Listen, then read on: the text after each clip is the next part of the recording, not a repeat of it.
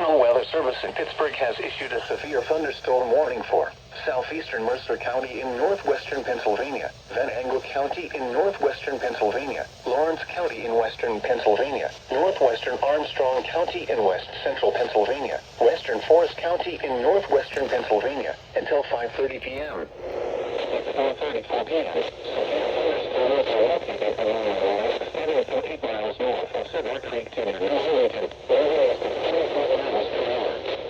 Hazard, 60 miles per hour wind gusts. Source, radar indicated.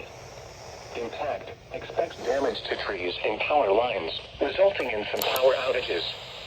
Locations impacted include Newcastle, Oil City, Grove City, Franklin, Elwood City, Cedar Creek, New Wilmington, Oakwood, Newcastle Northwest, Tynesta, Mercer, Big Beaver, New Beaver, Pulaski, Hassan Heights, Elport, Bessemer, Stoneboro, Seneca, and New Bedford.